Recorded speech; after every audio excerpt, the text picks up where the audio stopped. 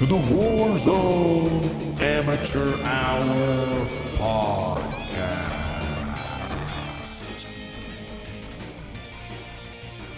Woohoo! Welcome back. This is the Warzone Amateur Hour podcast, episode number 40.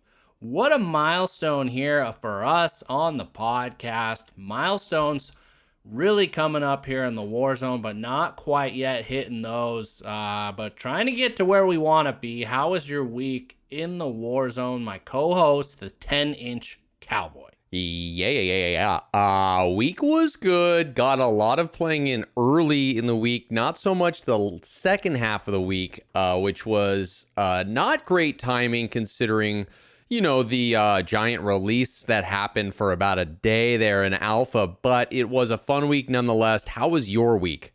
Well, yes, let's just get right to it. Let's paint the picture. Let's place our listeners in the cone of reality we've been dealing with. We've been hyping it up all past week that the Call of Duty Vanguard Alpha exclusively coming live for PlayStation players. Maybe not exclusively. I think some of these little streamer fuckers got some codes, but going live for us PlayStation. Chance for us to get our teeth sunk into this brand new Vanguard. So then what happens is, well, we had a fucking event, of course. A years in the making event scheduled for this weekend. I figure, hey, I'm going to have Sunday, the day we record this podcast, hop into this Vanguard, get my feet wet, get a real sense of it. But then when I fire up the old PS5 this morning, look through the little fucking store, I find there's nothing going on. I Google it. Turns out, as you've probably heard on this podcast, you know, Tron didn't exactly read the fine print. The old Vanguard Alpha went away this morning, so didn't even get a chance to try it. I am right there with you. Yeah, we had a Thursday, Friday, Saturday situation where we were busy. And unfortunately, that basically blocked out any time we had for Alpha. I as well thought we were going to be playing it today. Unfortunately, that is not the case. So firsthand discussion about it won't be possible, but I'm sure we can maybe talk about some of the stuff that happened in it. Yeah, as you just said, firsthand, not going to happen for us. But secondhand, I can say with pure sincerity that I actually watched several streams of this Vanguard Alpha, watched several full gameplays, like it's, as I said, kind of teed up. It's a tournament style round robin. So I have I have some impressions here, not firsthand impressions, but secondhand.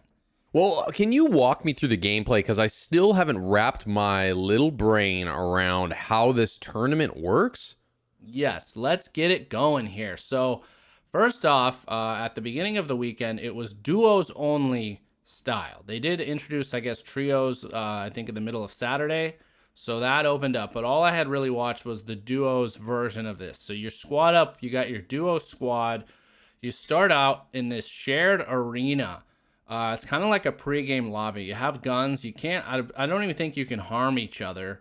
And then there's just like a circle of buy stations. But unlike on Warzone, where like, oh, all buy stations are the same, these buy stations are unique. Like each buy station is it's a category. So like one buy station is where you go to get kill streaks, another one's where you go to upgrade your guns, another one's where you go to get like some perks, another is where you go to get like some plates. And so you start the match with a certain amount of currency. And I think even in this pregame lobby, there's some other cash you could potentially pick up. But so you start off and you kind of got to decide right out of the gate, what do I want to spend my money on? Or do I even want to maybe save it? Because halfway through the game, you have this thing happen again where there's like a mid-tournament buy round. Anyways, so you got like a minute to do that. But you buy some of the options like were old favorites, like plates, except now when you have a plate, it just automatically equips, at least for the alpha. The guns, some of them are familiar. I saw like a Car 98 in there. I saw like the M11 pistol, I think it was. So some old favorites, some familiar fan favorites are there. And then once you're ready, once you're looted up, that countdown ends. Then you enter the tournament and you are randomly assigned, basically. First round, you go off against another duos team. Each of you at the start of this entire thing, you have 12 lives as a team. And those last you the entire, essentially, tournament. So you play your tournament. It's like a minute-long round. and whoever gets the most kills or takes the most lives from the other team, they win that round. And so after that min is up, whoever wins, points are assigned accordingly. So like, okay, let's say we got 4 kills and the other team killed us twice. So it's 4-2.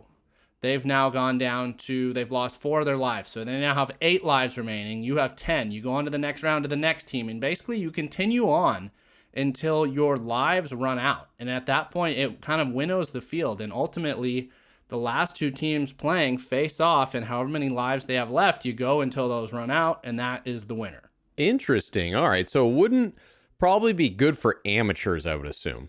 Well, the style of it, it's fast-paced.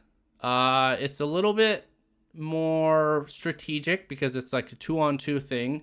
Very fucking intense. Like, it's still got that really, really quick TTK. I've heard some people commenting that are a bit more familiar with Modern Warfare 2019's multiplayer that the TTK is slightly slower than that. But I mean, it's like, you see someone, boom, boom, you guys are fighting fucking dead.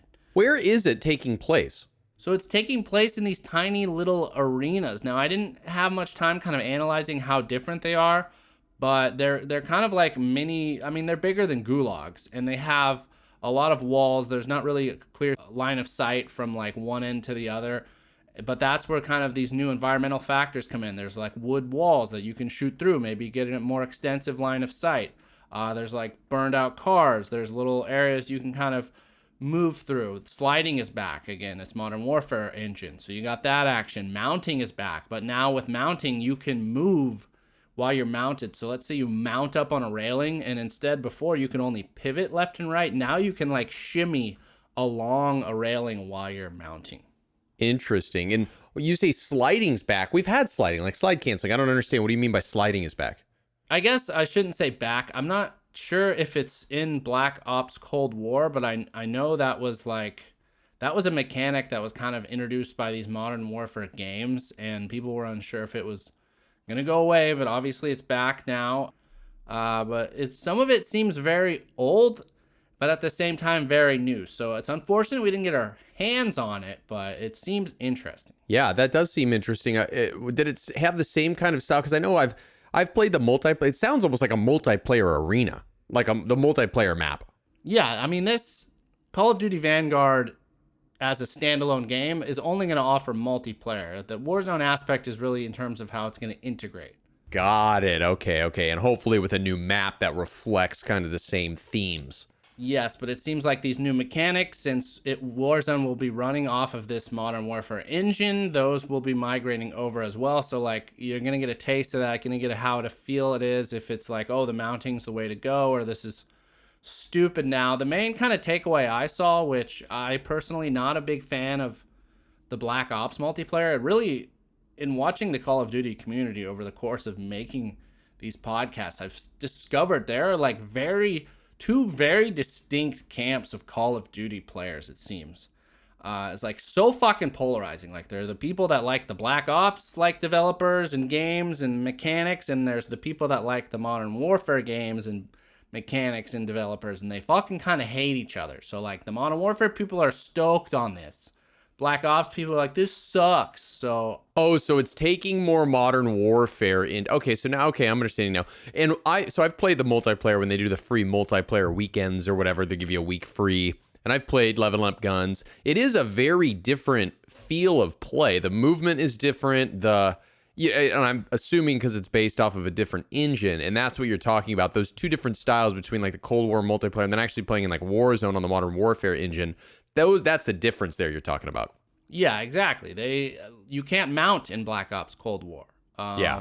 There's some other things that you can do or can't do. The way the perks function is different. But speaking of that was kind of the big glimpse we got in terms of how is this going to affect Warzone moving forward. I have to believe like these new perks and mechanics they're introducing into Vanguard Alpha, and I assume they'll be there for the beta, that's going to be in the fucking new Warzone when that integrates. And so, namely, the big one right off the bat is, which I mean, I'd be clapping here, but it's not going to sound good on the mic, but a huge applause because they've tweaked the Ghost perk. As we know in Modern Warfare and Warzone, when you have Ghost, you are off the radar when they use an UAV. It doesn't matter if you're laying down in the back of a fucking truck or if you're running full speed across the airport. You're not going to blip. Well, that's now been changed for Vanguard.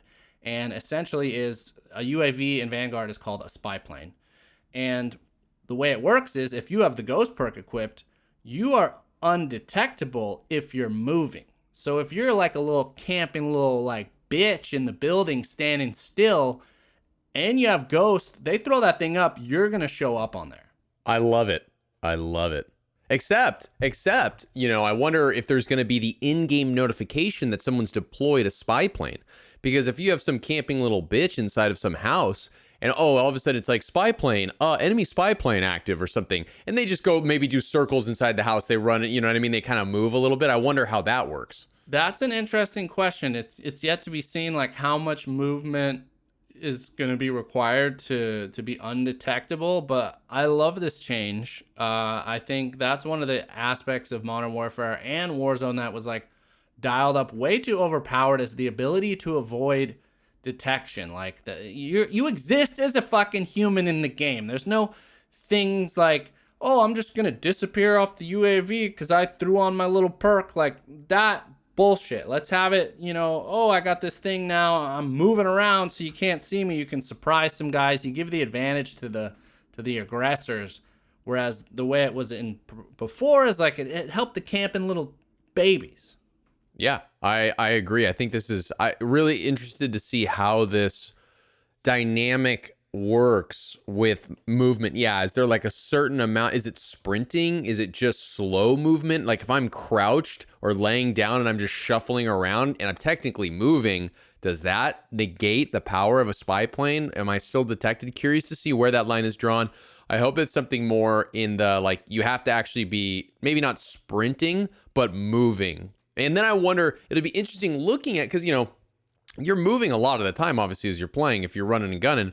But then there's times where you stop and you're checking something. Like, I'm curious to see if you're looking at the map when a spy plane is deployed, will little blurb, like little red dots pop up for a second while they're running? If they stop running, do they immediately go away? I'm curious how that'll look, I assume it's like, there's kind of how it does that sweep or the blip. And it's like, well, when that blip goes out, if you're moving, then you're off. But if you start settling down, and then all of a sudden, I mean, that's an interesting thing that could happen, is like you're checking the radar, all of a sudden there's nothing, and then all of a sudden, wait a minute, I just saw a blip. There's might be someone hiding in this building, standing still. Just opens up more uncertainty. I like it. Yeah, I agree. I think this is a good change. Ghost is one of the more overpowering perks. Obviously, everybody's running it. This, may sway people. Maybe go try something different aside from Ghost, Maybe make it a little more dynamic, ultimately. 100% agree. And I think, which, still unsettled, unclear, but what I hope is going to go hand in hand with this change is, we've touched on many, many episodes back, is adjusting the suppressors to where they don't just fully eliminate you off of the map. Have it to where, okay, if you're within 60 meters of someone, then you don't blip on the map, or your blip is like smaller or a shorter amount of time on the mini map. I think that is going to be a really interesting thing, how they handle that. I know that's what happens in Call of Duty Cold War Black Ops, and I remember when the Black Ops integration happened, remember all the suppressors on the Black Ops gun had that? Yeah. Which was kind of dumb because it, was imbalanced. And so their solution was like, no, we'll go to the Modern Warfare way, where all the suppressors, you don't exist again on the map. You're just the invisible fucking man over there ripping off shots 20 feet from me, but I can't see you on the TAC map. So we'll see. That's undecided. Yeah, I'm with you on that as well. Yeah, there's got to be a balance. It can't be black or white.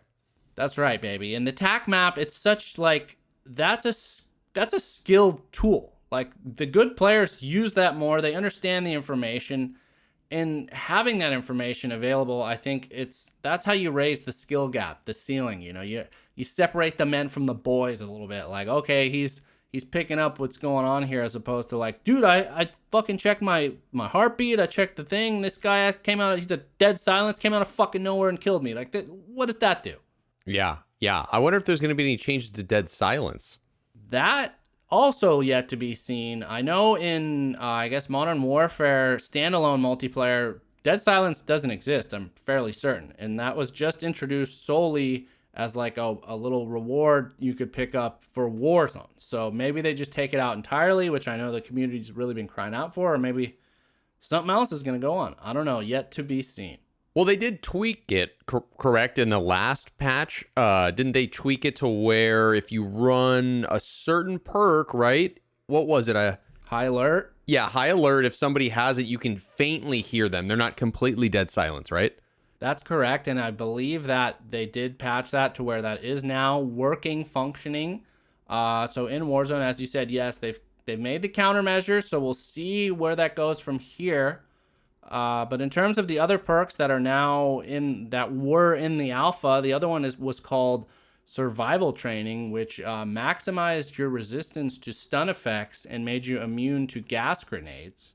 Interesting. Wondering what that resistance means. If it's maximum resistance, are you not affected by it? Is it a short moment of stun? Because, you know, a lot of the times when I get killed by a stun grenade is that you're essentially immobile for that amount of time in which, like, I've almost come back from the slow motion and I can almost get the shot off and they kill me beforehand. If that's minimized dramatically, then that could be a game changer because your boy gets killed by stuns all the time. It sucks. I agree, and I think we've talked about, like, you know, counterpoint type of approach, and one of the perks that I'm sure will be in there, I think we're actually going to get to it later on in this list, is you spawn with like an extra piece of tactical equipment. Well, on the flip side, you should give someone the ability to like resist those effects more significantly. So I agree. A little unclear what maximize resistance mean, but I think it's a step in the right direction. And what perk slot would this go in? That also unclear because the way this works in the alpha is you just kind of purchase these perks. I'm not sure how many you could stack or if you can. Again, sorry. We've really fucked up not getting in on that, but the beta is the second chance. We're going to try our best there. Although I heard that might require a pre-order of the game, which that's going to be a barrier to entry, let's just say. Let's just say it's a barrier to entry. But next up, High Alert, returning again, but this way, it sounds to be the same. Your vision pulses when enemies outside of your view see you. Okay, that makes sense. That's not too dramatic, but I like it.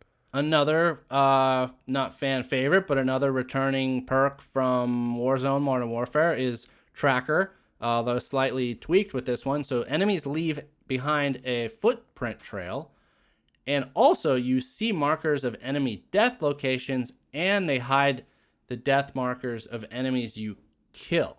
Hide death markers of enemies you kill, but you see markers at enemy death locations. I'm trying to wrap my mind around that. What does that mean?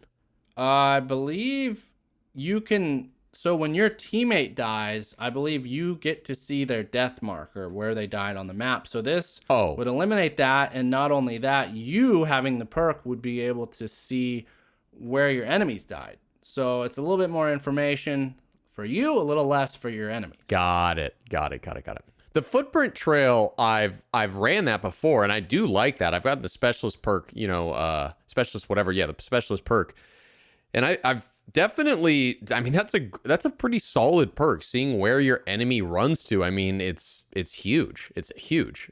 It's nice for a player like me, very kind of somewhat cowardly.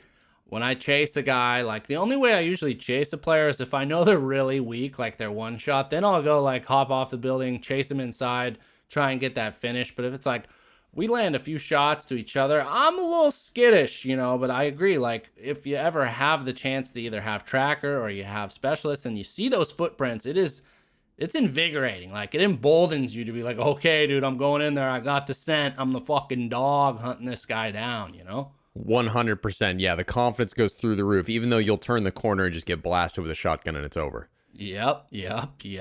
All right, next up, the other perk introduced is called Demolition, where you have an extra lethal grenade or item on your spawn, and it says thrown lethals display an indicator showing the path of the lethal. I guess that's maybe when the enemy is doing it.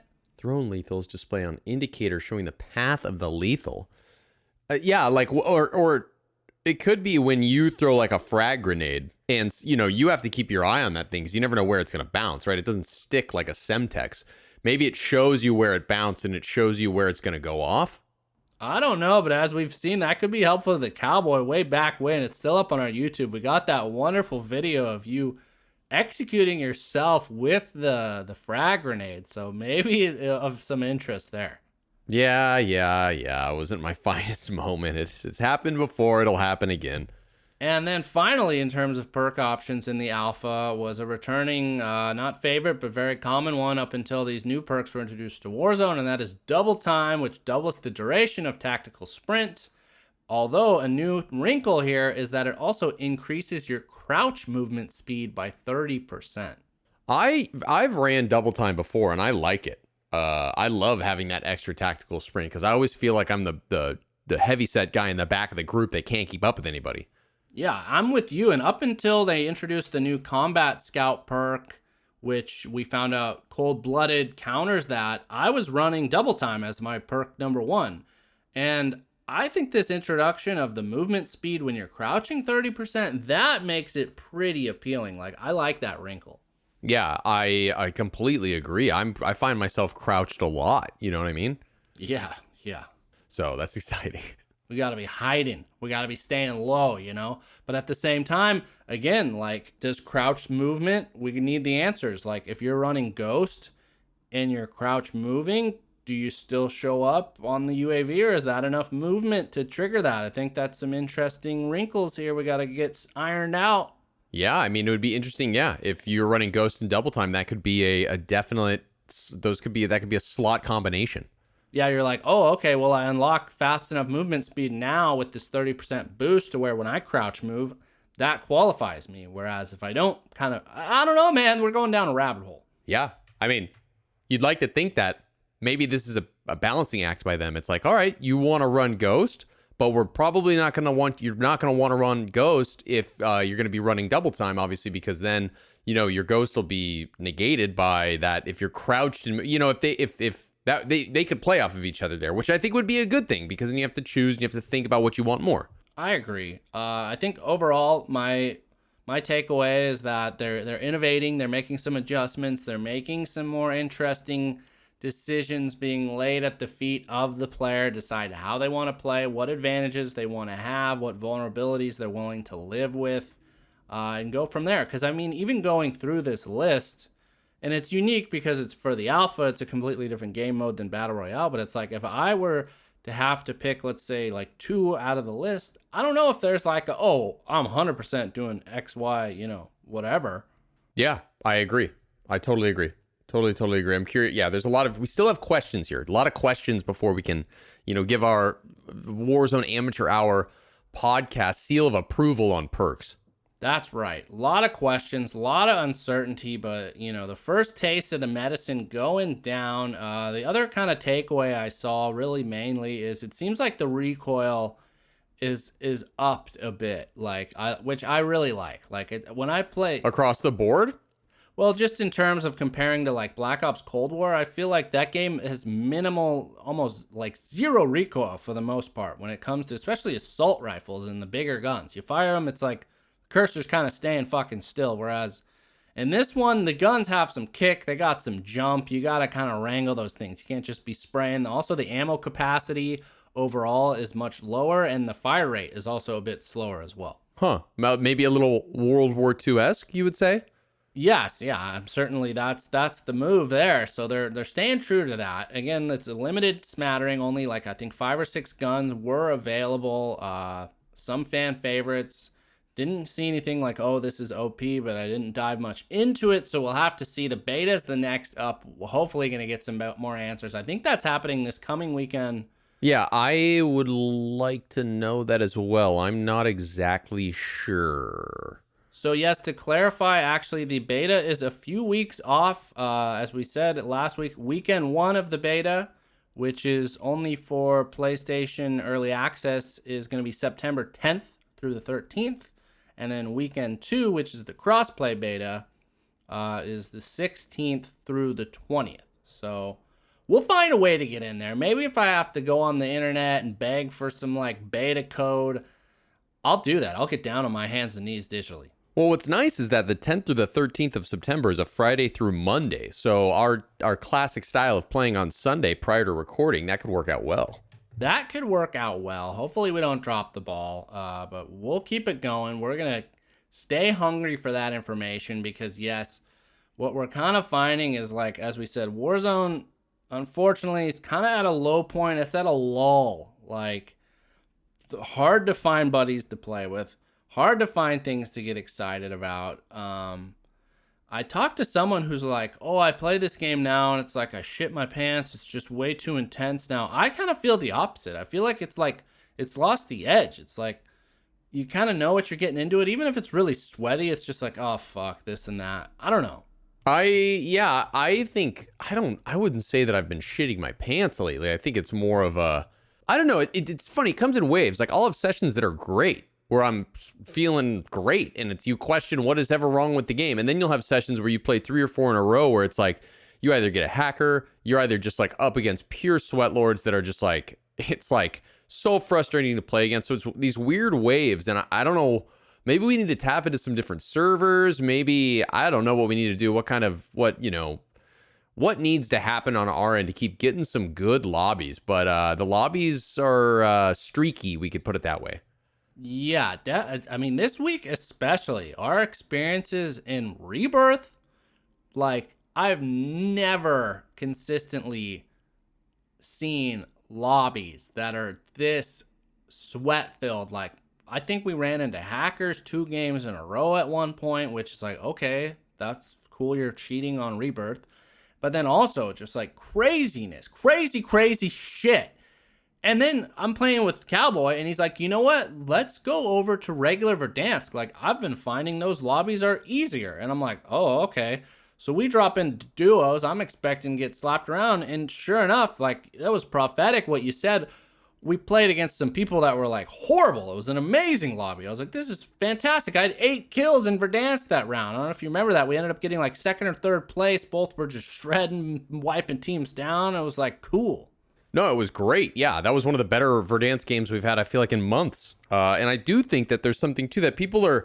Everyone seems to have migrated over to Rebirth, Like, that trend has caught on, which I'd like to think we started, but everyone's kind of moved over there, and now we're getting easier lobbies. So if you're having a hard time in Rebirth and you haven't hit Verdansk lately, maybe take a trip, pack your bags, head back to Verdansk, and see how it goes for you. We actually had a pretty good time, and I played a couple games in Verdansk this week that had some luck, had a couple kills, getting into it, deep circles, 5th round circle kind of situation. Yeah, Verdansk has been fun. I mean, I don't know. And back to like the hacking and stuff like that. Did you see that somebody sent us a video? It was somebody's doing a speed hack now. They're moving quicker. Did you see that? I saw that. It was bizarre. They were like glitching across the map, moving at an insane speed. And then, yeah, at one point, the snapping to fire, they fired at like 6 players, like with consecutive bullets just all over the place. Insanity. Yeah, it was a really fucked up hack that, yeah, it's getting bad. That anti-cheat measure couldn't come sooner. Yeah, I think, on one hand, we had the old friend of the podcast, Sparks, kind of say, like, I wonder if these sites that sell hacks are like, they got just fire sales going on. Like, fuck, dude, get in while you can until this anti-cheat drops, because it seems like, yeah, people are having less regard to trying to hide them, becoming more frequent now. Like we said, Rebirth and Verdansk now both seem like they're plagued with cheaters. I don't know. Yeah, it's like the wild, wild west. It's like Westworld right now. There's no rules. You can do whatever you want. Yeah, and we're suffering from it. Although, as you said, except maybe on Verdansk, been getting some luck there. But that said, we haven't played since this change went made, and it's not on the agenda, but came to me in the heat of it. Striking my brain like a thunderbolt from the heavens is that they made a very, very significant change to the playlist, especially the core Verdansk playlist this week, where all of the game modes, solos, duos, trios, quads, have now been converted to being buyback modes explicitly. So you cannot play a normal Warzone solo, duo, trios, quad where you have the gulag. It's all now the buyback base where you have to have, I think it's $4,500 in your possession, and then you automatically redeploy after dying. I wonder if they're seeing that more people are playing Rebirth and less people are playing Verdansk, so they mess with the game modes to maybe entice people to come back and forget or remember what they've forgotten about you know what I mean? Like, I don't understand. Seems like a bizarre time to do that, right? Interesting thought. I think there's some merit to that. The other thing is, I know like the pros, the sweaties out there, the streamers have been crying out. They love the buybacks mode. Anytime they came back, it seemed like it was mostly for solos. They were like, oh, make it a permanent mode, make it a permanent mode. And I mean, I guess I like that they gave the options, but it's also kind of like shitty that they stripped away the other version. Like, I don't know. We need to get some clarity. Maybe again, like it's an experiment to see how the players react. See if that's how they want to configure Warzone in the next iteration. I don't know. We should get our feet wet on this one though. Yeah, I wonder if these are all just a series of A/B tests to see what performs better, to see what gets players back, to see what the streaming community likes, to see what their like high profile players are, into. I don't know. I mean, they obviously are logging metrics and seeing what's working. I would imagine, but I don't know. And listening to this podcast. Yeah, I mean, they're definitely listening to this. So, I mean, I'm not necessarily a giant fan. I've never actually played buybacks in any other game mode on Verdansk other than solos. So, yeah, we should try this. I mean, it could be good for the amateurs out there, the guys that like to stack their cash and then get killed quick, Amen, man. Gives you a little more aggression, like a little less fear, like, oh, I can run into this building, chase this guy down as we talked about, and if it doesn't work out, which you probably won't, I'll still get back. I don't gotta go do the gulag or sit there for 15 minutes and watch my fucking teammate loot. Yeah, I feel like that happens to me a lot. It's like, all right, I'm gonna play Warzone for like an hour, and I spend about 47 minutes of that hour watching other people play. Yes, indeed. So it seems like these changes are hopefully to counter that. Another change, or I guess... Or maybe, sorry, before we move on, maybe they're trying to mimic the Rebirth mechanic more or less in Verdansk because it seems to be such a popular game mode, Well, yeah, that was your first point you kind of made. I listen to you when you talk, and I respond. Well, I guess the difference in my point from the first point to the second point, the first point I was making is maybe they're just trying to get people back on Verdansk. But then the next thought was, well, wait, maybe they're actually trying to mimic that because they've seen that people love this other thing. So they're trying to bring that in here as a permanent measure to, yeah, I guess there are similar points. Maybe I should have. Yeah. Okay. I know you listen to me, baby. Yeah, I think though, to both points, I think it is certainly an effort to up the aggressiveness and the pace. I imagine they're measuring like average game time and, average kill time, all of that. I bet that's going to be condensed. The games are going to, although I don't know if you can do multiple buybacks, that might extend the game, but I think the number of kills has got to ratchet up. The pace has to feel better, but yeah, we got to drop in a bit to follow up next week. But that said, the other thing that went live this week was they restored the ability to edit your loadout in pregame. So far, it doesn't seem like any exploits have come around from that. It seems like they finally fixed that. That is now a thing that is back in Warzone. Yeah, that threw me off big time. I was not expecting that. I didn't realize what was going on until I realized what was going on. Yeah, it's nice. I mean, I don't know how much. I guess it's helpful. You don't have to like scramble before like the in-game lobby starts. And yeah, I think it's a good thing. It's definitely not a bad thing. If it's not causing any issues with obviously like cheating or whatever the shit was going on earlier, I think it's great. Yeah, I love it. I agree. Welcome change. Glad to have it back. Glad it seems like it's working. They've fixed that. Still no attack helicopters or whatever that is, but we're not going to go into that. The other thing, which was really surprising, but again, goes back to the podcast, what we've been following for months. We never leave a stone unturned, and we had introduced way back when we talked about the old CX-9 being introduced to Warzone solely as ground loot. Another gun that was alongside it was this RAAL, R-A-A-L LMG, which again was a Modern Warfare gun. They kind of introduced it out of nowhere just as ground loot. People played with it. Some people dug it. And then it went away, disappeared in its hibernation stage. They released the CX-9 weeks back. RAAL was still missing. Well, the RAAL finally made its introduction into Warzone as an unlockable, playable LMG this past week. Haven't got my hands on it, but saw a lot of impressions. People mostly saying like, look, this thing hits like a dump truck, but it's just really heavy, really bulky, really slow rate of fire, which to me, like, that sounds like they're dialed in a pretty nice LMG. Yeah, I mean, LMGs were my first love, so I'll be giving this a try. The fortunate part is it's in the game. The unfortunate part is you're going to need to unlock it. So I'm looking at it now, and the criteria for unlocking it is you have to get 5 kills in 7 different matches while using LMGs equipped with scout optics. What? I'm not sure about the scout optic. I assume you go to the LMG, there's going to be some sort of optics that have like a scout reflex or whatever scout in there. Look for that. I also noted, since it's a Modern Warfare gun, there's not the requirement for it to be a completed match. So this actually seems like a pretty easy one. You could probably hop into Plunder, get your 5 kills with the LMG with the scope, quit out, do that 4 more times, then boom, you got your RAAL LMG ready to rock and roll. Have any of the analytic guys, True Game Data, Jay got any of those guys done any breakdowns of this? I believe True Game Data did the numbers on it, and Jay God definitely gave his impressions. Again, it was mostly like, it's viable, it's good. I don't think it's good enough to be meta because of some of those drawbacks, the slow rate of fire that. But I did see people on our Discord saying they've been playing with it, they've been digging it, and there's some attachments you can really throw on there to help counter. Like the ADS thing is kind of the big drawback, and I'm sure the reload time isn't good either, but it's out there, it's somewhat effective. It's not just like a worthless piece of shit lying around. All right, I'll check it out. But that said, the other update this week, well, not update, but speaking of True Game Data, he's always on, digging, listening to the community, got his ear to the ground, feeling the vibrations, what's going on behind the scenes in Warzone, and he discovered that we knew the Modern Warfare MP5 was recently nerfed because that was in the patch notes with the weapons tuning update, but he discovered that there was a stealth buff with the Modern Warfare MP5, specifically when you equip the 10mm ammunition attachment.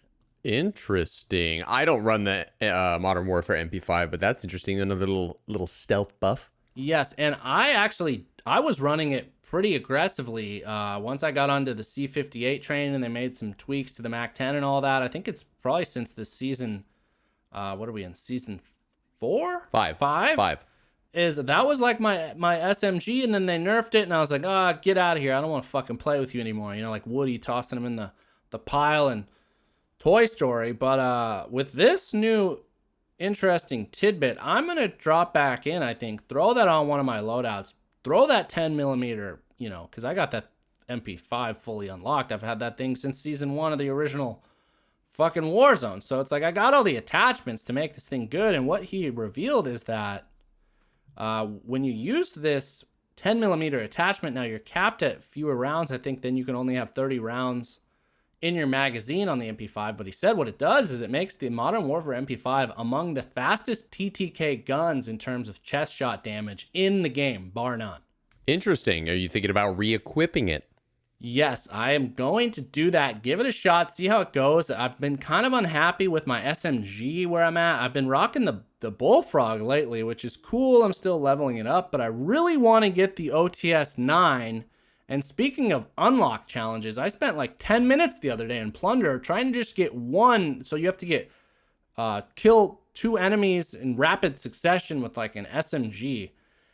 I tried it, man. I tried it for a while in Plunder, and I just kept getting killed really quickly. So that thing's like out of my range. I need a better SMG. Maybe this Modern Warfare MP5 with the 10mm is for me. Maybe it is.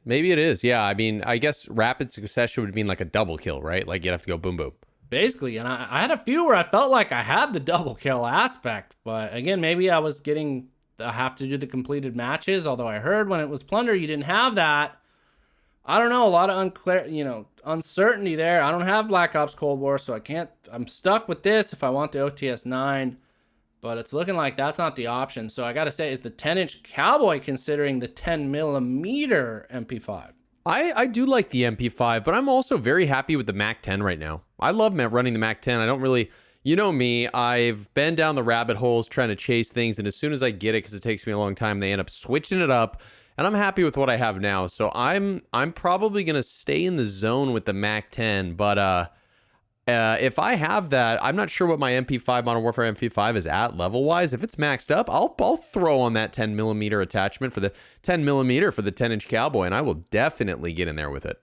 All right, well, I'm sure that's unlocked. I'm sure that's available. We'll have to jump in, do some buybacks with some of these new attachments. Maybe even you take a swing at that raw LMG, get that in the mix. But that said, the final update was a new little feature, a very small feature, but very welcome in my opinion, which is if you're somebody that plays with squad fill, you like to find the teammates out there in the whatever ether of fucking Warzone. So many times you'll get like a guy who's a total sweat lord wants to push Superstore, or like some guy who's not even on the fucking mic, doesn't do any pinging. Well, they introduced this new feature basically called Look for Party feature, where you have like a set of parameters. You can say like, okay, what is your play style? Are you more of like slow and steady or aggressive push style? Do you want somebody that doesn't talk? Do you want somebody that does talk? Or do you want somebody that just pings? Like all these things, you can kind of input that, and then it seems like it's going to cater to you a little bit better in terms of finding you those randoms. That's cool. Not sure how that's going to work, but that's cool. I think it's welcome because I specifically, as we've said kind of at the top of the show in the last few episodes, like the playlist or the list of buddies on the friends list is like drying up, so it's hard to just fill out those squad. I've been doing the squad fill quite a bit, and I've had several instances on Rebirth specifically where it's like I'm playing with a buddy, we're doing quad resurgence, so we get 2 randoms. Both of them aren't like talking at all or responding, and it's fucking crazy frustrating. In one game we were like in the final end game, like 10 players left, including us 3. One of our guys is dead. It's our old beloved Scared of Clowns. He's sitting there, and I got like, $3,500 just underneath the amount I need to buy him back. And these teammates are sitting on thousands. And I'm sitting there. We're hiding in a hallway waiting for the circle to close before like we figured out what to do inside a prison. And I'm doing the trick I talked about on the podcast weeks back where you can like request shit on. So that's pinging for them. I'm dropping like a stack of money, pinging it, picking it up, doing that over and over again right in front of their face. They're just not responding. So it's like, give me that look for party feature so I can make goddamn sure I get some people that communicate. Yeah, I love it. Good. Yeah. No, that's good. You're right. I didn't think about it in that aspect, but yeah, sometimes you get paired with some non-communicative people, and it sucks. They're chumps. Wow, that scarred you. Get out of my lobby, or get out of my squad. Yeah. Well, we ended up winning that round, which one of the wildest finishes ever. Not going to go into that. Still got the win, but it just was a little sour taste. And then, yeah, they're not even communicating at the end. We can't even share the joys of victory together. Yeah, that's a big one. That's really it in terms of updates for Warzone, in terms of impressions from the Vanguard Alpha. Things are moving along, getting closer and closer to the release date, but still in this weird limbo right now. So hopefully things are perking up. I'm not sure how many more changes they're going to have on the horizon. I got to believe like all the development capacity is being funneled into Vanguard. Get that ironed out. Definitely. No, I hear you for sure. Curious to see the next few weeks. Curious to see what happens.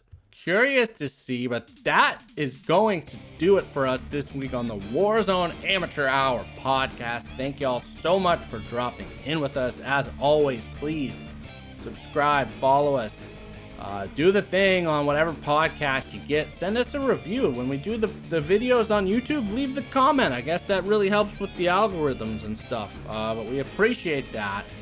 We will talk to you next week, and until then, good luck in the gulag.